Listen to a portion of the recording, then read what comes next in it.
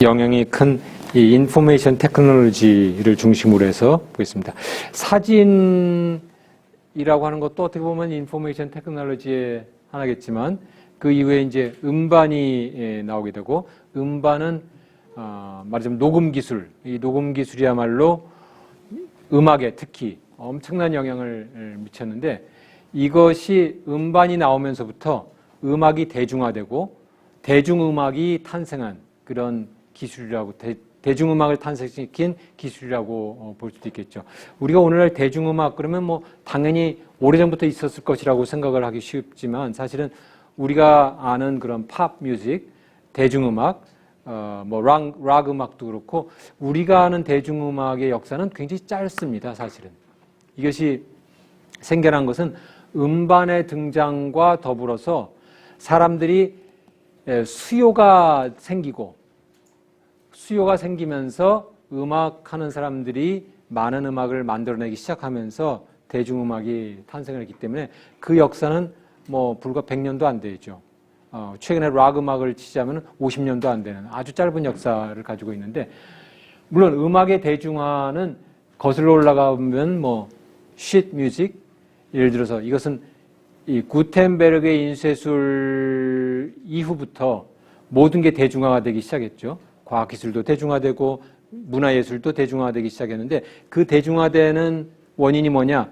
바로 인쇄술에 의해서 그 전파가 되기 시작했기 때문에 음악도 말하자면 악보 옛날에는 악보를 어떻게 뭐 그 인쇄할 수가 없으니까 귀족이나 왕만 그것을 이제 가질 수가 있겠는데 인쇄술이 발전하면서 악보가 이렇게 이제 막 그 인쇄돼서 나오니까 내가 창작을 하면 그 악보를 인쇄해서 팔 수가 있단 말이죠.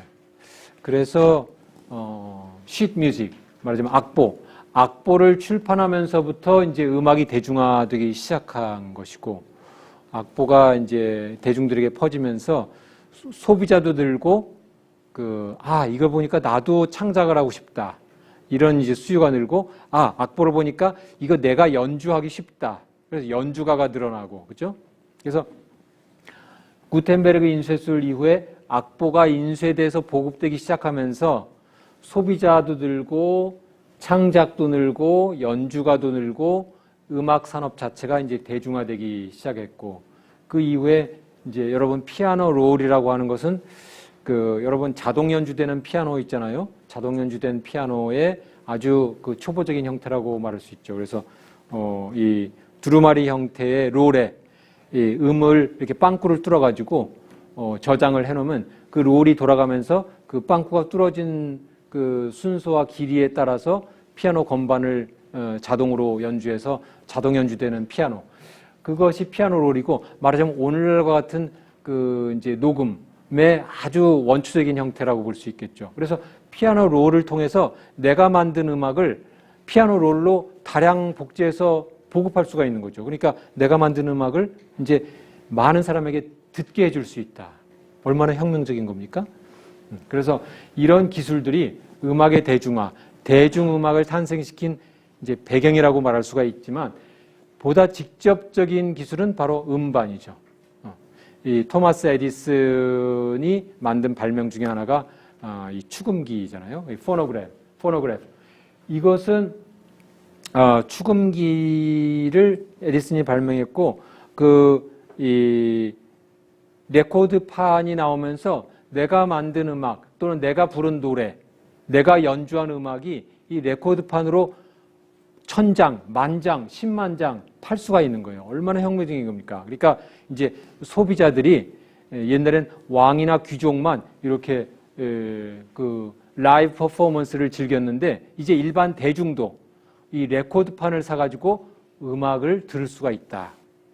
말하자면 왕이나 귀족만 그 라이브 퍼포먼스를 즐기던 시대는 끝나고 이제는 일반 대중도 그 음악 공연을 이 레코드를 재생해서 들을 수가 있게 된 거죠. 그러니까 이제 이 음악의 소비가 진정으로 이제 대중화되기 시작한 것은 바로 이 음반의 등장이고 이 음반의 등장에 의해서 이제 대중음악이 본격적으로 싹을 트기 시작했다라고 말할 수가 있겠습니다. 그런데 사실은 이제 이 축음기가 좀 불편하죠. 레코드판도 크고, 이 레코드판을 재생하려면 축음기가 또 있어야 되고, 레코드판을 돌려야 되잖아요. 돌려야 되니까 상당히 축음기가 크고, 그것을 또 스피커로 이제 듣게 해야 되고, 그러니까 상당히 이제 휴대하는 것도 불가능하고, 이제 여러 가지 시설이 필요하니까 좀 불편합니다. 근데 그런 이후에 이제 카세트 테이프라고 하는 게 나와서 세상을 싹 바꿔놨죠. 카세트 테이프. 카세트 테이프이 여러분 카세트 테이프 본 적이 있나요? 카세트 테이프 옛날에 카세트 테이프를 우리가 많이 썼는데 여러분은 써보지는 않았을 것 같기도 하고 뭐 보지도 못했을지도 모르겠는데 이것이야말로 정말 혁명적인 녹음 장치였죠. 그래서 그 당시 전자 제품을 많이 만든다 소니가 전 세계의 카세트 테이프를 거의 다 팔았다고 할 정도로 이 소니의 워크맨 걸어다니면서 이제 음악을 들을 수 있는 그 카세트 테이프 플레이어가 인기였죠. 그래서 제가 80년대 유학을 가면서 그 카세트 테이프 플레이어를 가지고 갑니다. 그래서 카세트 테이프하고 이렇게 해서 강의를 다 카세트 테이프로 녹음해가지고 그걸 이제 기숙사에 들어가서 계속 들어요. 그래야 이제 겨우 들릴까 말까. 영어가 형편없었으니까, 네, 유학 갈 때. 그래가지고 그 카세트 테이프로 강의를 녹음해가지고 몇 번이고 들으면 그 다음에 이제 강의가 이런 거였구나 이제 이해를 하고. 그래서 크리스마스 방학이 되니까 한 학기 지나고 나니까 이제 좀 강의가 들리더라고요. 딱 한 학기 걸렸어요. 한 2, 3개월 그렇게 카세트 테이프로 녹음을 해서 크리스마스 방학 내내 카세트 테이프를 들었는데 그러니까 이제 귀가 뚫려가지고 강의가 좀 들렸는데 카세트 테이프이 그래서 음악을 이제 대중화시키는데 아주 혁명적인 그런 변화를 가져다 줬죠. 그래서 모든 사람들이 다 카세트 테이프 들고 가서 이제 뭐 차 속에서도 듣고 음악을 뭐 공부하면서도 듣고 하는 거죠. 그다음에 이제 CD, MP3 이런 식으로 해서 모든 사람들이 음악을 걸어 다니면서 밥 먹으면서 화장실에서도 심지어 들을 수 있게 되었다. 이게 이제 음악의 대중화, 대중음악의 탄생을 말해주는 기술적인 변화라고 볼 수 있죠. 그래서 이렇게 음반이 이 대중음악을 탄생시켰는데 여기서 문제는 이게 누구 거냐 하는 거죠. 자, 음반이 생겼는데 음반을 둘러싼 이해 당사자들이 굉장히 많죠. 이해 당사자들이 많습니다. 예술가도 굉장히 많죠. 도대체 누구 거냐? 음반을 일단 내가 사잖아요. 그러면 내 거지. 여기는 이제 소유권자입니다. 그죠? 소비자가 내가 음반을 샀다. 그러면 그것이 CD든지 카세트 테이프든지 레코드판이든지 내가 샀으면 소비자가 소유권을 가지죠. 그 음반에서 이거는 내 거.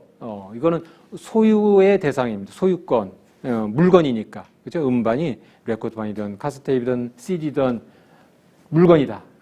물론 이제 MP3 파일은 이게 물건이냐 아니냐.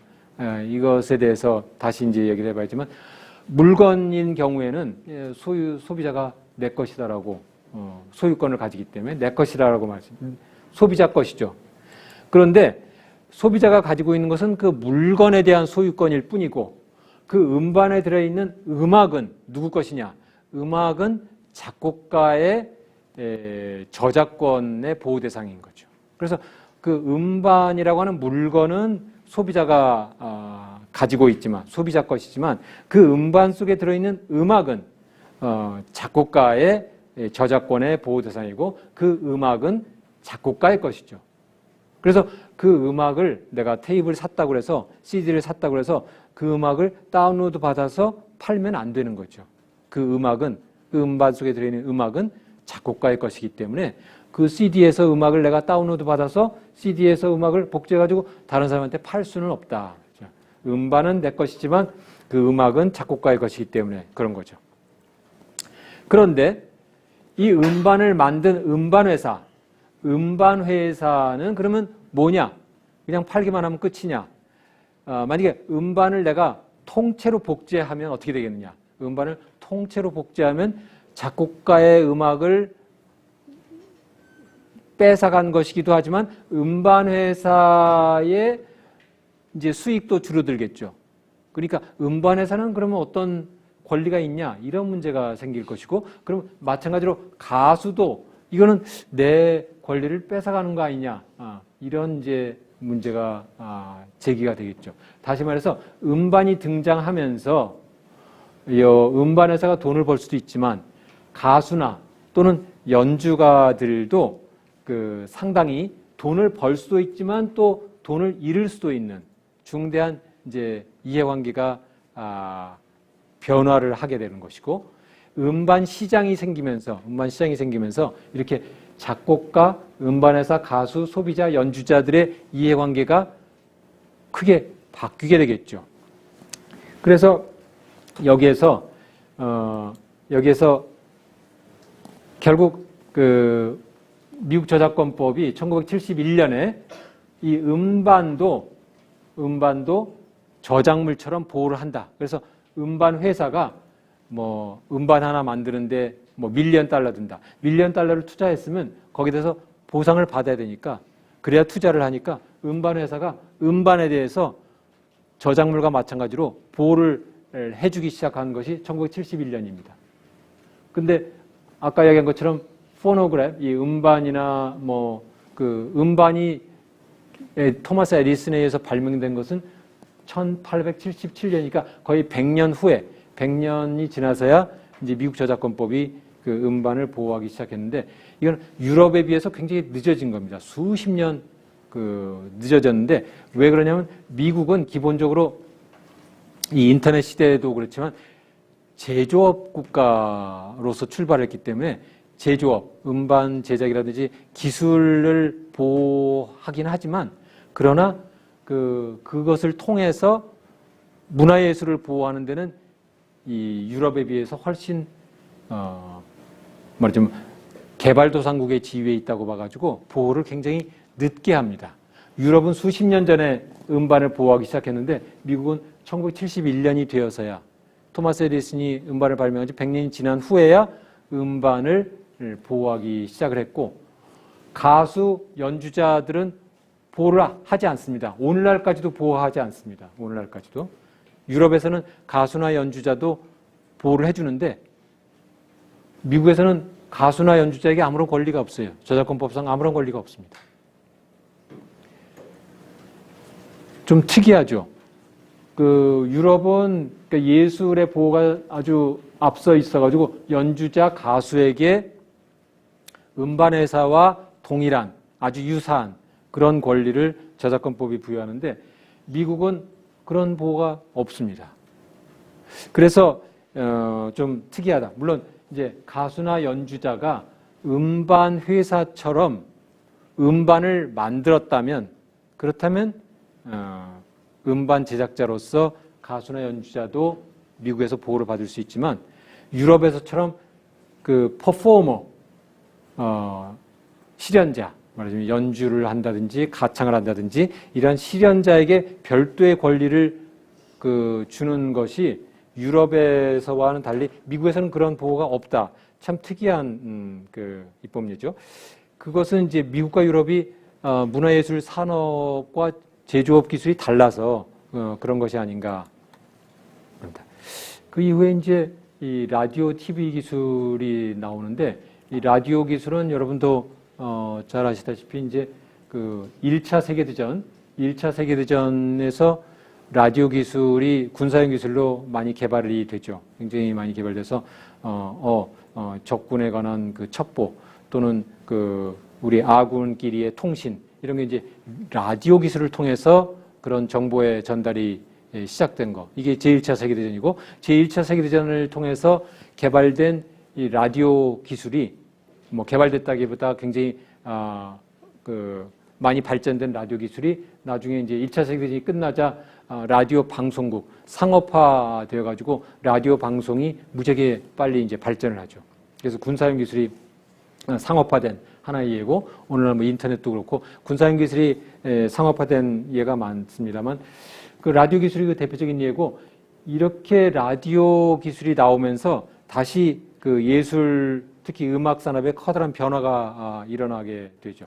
왜 그러냐면은 이 라디오 기술은 그 음악도 그렇고 뭐 뉴스도 그렇고 무지하게 빠르게 거의 실시간으로 전달을 해주기 때문에 그 생산과 소비가 거의 실시간으로 이제 생산이 되는 순간 소비가 이루어질 수 있는 아주 혁명적인 변화를 가져다 주는 거죠.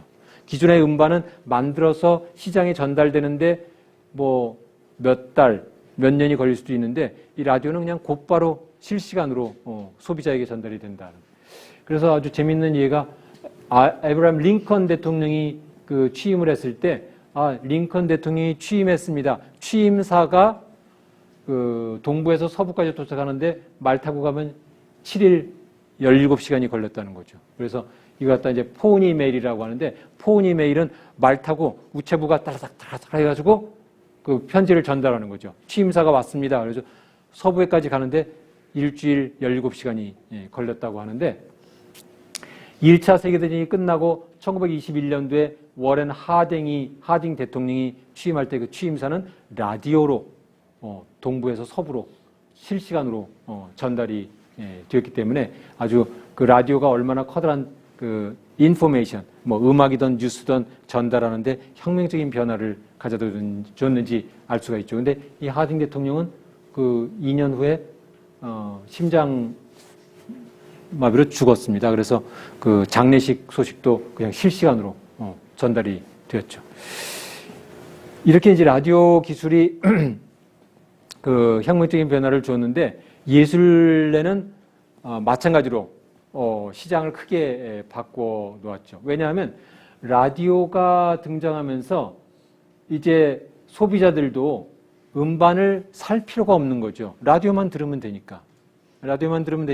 음반의 판매량이 아주 대폭 감소합니다. 그래서 21년도에 1억 600만 달러 그 음반 시장이 불과 라디오가 등장한 후에 10년 후에 10여 년 후에 600만 달러로 줄어들죠. 그러니까 뭐 불과 뭐 이건 뭐 어떻게 됩니까? 이게 거의 5%로 줄었다고 할 수 있을까요? 그래서 10% 미만으로 대폭 감소했기 때문에 이 라디오의 등장으로 인해서 이 예술가들이, 음악가들이 뭐 연주가든 가수든 엄청난 손실을 받았겠죠. 그럼 이걸 어떻게 극복을 하겠느냐, 어떻게 대응을 해야 되느냐 하는 것이 이제 문제죠. 그래서 결국 그러면 라디오 방송사들이 거기다 보상을 해라, 그런 거 아니겠어요? 왜 라디오 방송사들이 보상을 해야 되냐? 그러면 이 라이브 퍼포먼스를 내가 시청자들에게 전달해주는 라이브 퍼포먼스를 해서 대가를 받는 거나, 음반을 판매해서 대가를 받는 거나, 라디오를 통해서 이 똑같은 그 연주 내용, 가창 내용의 음악이 전달되는 거나 똑같은 거니까 라디오 방송사가 그로 인해서 이익을 받았으면 그 수익의 일부를 보상해라 라는 거죠. 그런데 미국에서는 유럽에서는 그걸 보상을 했는데 미국에서는 보상을 하지 않고 또 몇십 년이 지난 후에 1995년이 되어서 비로소 이제 디지털 방송, 스트리밍에 대해서 보상을 하기 시작하는, 굉장히 그 유럽에 비해서 몇십 년씩 이렇게 그 지연되는 그런 특이한 현상을 우리가 볼 수가 있습니다. 자, 그래서 여기서 이제 제가 아까 이야기를 했지만 라디오 방송이 뭐 이게 디지털 방송도 그렇고 음반을 재생해서, 그러니까 라디오 방송사들이 음반을 사가지고 그 음반을 재생해서 이제 방송을 해주니까, 그렇게 방송을 해줄 때 일반 시청자들이 그 음악을 듣게 되는 것은 라이브 퍼포먼스에서 공연하는 것과 비슷한 거 아니냐. 그러니까는 공연에 대해서 작곡가나 그 음반 제작자들이 보상을 받는 것처럼 방송에 대해서도 보상을 해야 된다. 라는 거죠. 그러면 이럴 때 보상을 할 때 말이지, 그 누가 보상을 받느냐, 음반 회사가 보상을 받느냐, 아니면 마이클 잭슨도 보상을 받느냐, 뭐 등등 이런 문제가 생기겠죠. 그래서 그게 이제 아까 얘기한 것처럼 유럽과 미국이 커다란 차이가 있다. 그런 것은 결국 그 예술가 이렇게 시장이 바뀌면서 음반이 나오고 또는 라디오 기술이 나오고 TV가 나오고 이렇게 기술이 발전하고 시장이 바뀌면서 예술가들의 이해관계가 계속 바뀌는 거죠. 커다란 변화를 하고 거기에 대해서 법이 어떻게 대응하느냐, 유럽에서의 대응과 미국에서의 대응이 다르기 때문에 그 예술가들의 지위가 또 거기에 따라서 달라진다. 이렇게 볼 수 있겠습니다. 이제 이 음반이 나오면서 사실은 이제 라디오 방송이 음반을 많이 이제 여기 보다시피 라디오가 나오면서 상당히 이제 음반 판매량이 줄어들잖아요. 근데 이제 그 이후에 음반보다도 더 편리한 카세트 테이프나 CD가 나오면서 다시 라디오보다도 더 편한 것들이 있다. 그래서 이제 CD나 카세트 테이프 판매량이 굉장히 많이 늘어나죠. 그런데 이 CD 판매가 많이 늘어나서 음악하는 사람들이 이제 그 소비자가 우리들을 많이 찾아주는구나, 많은 그 혜택을 보게 되지만 그 이후에 다시 컴퓨터 기술이 나오면서 그 판매량이 굉장히 급속히 줄어드는 것을 볼 수가 있습니다. 그래서 이제 어느 날 이제 더 이상 CD를 그 사는 소비자가 없다고 말할 정도로 아주 그 판매량이 대폭 줄어드는, 오늘날 이제 거의 뭐 CD 판매량이 사라질 정도로 대폭 줄어들었습니다. 이러한 변화는 결국 컴퓨터 기술, 인터넷 기술로 인한 변화죠. 지금 이제 음악을 만드는 것도 여기 미디 시퀀서, 나중에 저 음악을 잘 몰라서 그런데 이 미디 시퀀서로 이제 음악을 창작하는 그런 경우가 많다고 제가 들었는데, 음악의 창작 방식도 이 컴퓨터의 등장으로 인해서 많이 바뀐 거죠. 그래서 이것이 미술도 그런데, 그래서 앤디 워홀처럼 그림을 그리는데 이 컴퓨터로 포토샵이라든지 이 컴퓨터로 그림을 그리는 또는 그림을 고치는 그런 경우가 이제 많아져서 결국 이 컴퓨터 기술이 이 음악과 미술의 창작, 생산 방식에도, 그러니까 소비뿐만 아니라 창작 방식에도 커다란 변화를 주고 있는 거죠. 그래서 이게 뭐 이거 BTS는 그 인터넷 하도 제가 BTS가 유명하다고 그래서 이 BTS 아버지, 방탄 그 아버지라고 하는 방시혁, 제가 사진을 같이 찍었습니다만, 그 BTS가 성공한 것도 바로 인터넷 덕분이다, 이렇게 말을 하죠. 강남스타일도 그렇고 인터넷에서 미국의 유명한 가수뿐만 아니라 이제 우리나라의 강남스타일이나 BTS도 인터넷에서 평등하게 음악이 좋기만 하면 전 세계 소비자에게 전달이 될 수 있는 그런 새로운 유통 채널이 생겼기 때문에 이제 우리나라 K-팝이 성공할 수 있었다, 이런 이야기들을 많이 합니다. 그래서 인터넷 기술, 말하자면 사진부터 음반, 컴퓨터, 라디오, 인터넷, 이러한 기술들은 결국 가수와 연주자, 작곡가들에게 이제 새로운 시장이 되기도 하고 또는 그 시장에서 축출되기도 하는 커다란 이해관계의 변화를 가져다 주기 때문에 그러한 변화에 대해서 우리가 법적으로, 정책적으로, 제도적으로 어떠한 대응을 하는 것이 예술의 발전에 가장 효율적이고 합리적인 대응이냐 하는 것이 이제 앞으로의 여러분과 함께 공부할 그런 과제입니다. 그래서 오늘 제가 이야기한 것들은 한 학기 동안 이제 이야기할 여러 가지 그 이야기들을 이렇게 뭐라고 그럴까요? 축약해서 지난 뭐 거의 한 400~500년의 역사를 축약해서 여러분에게 이제 다이내믹하게 역동적으로 어떠한 변화가 이루어지고 어떠한 그 영향을 서로 주고받았는지를 이제 제가 설명한 것입니다.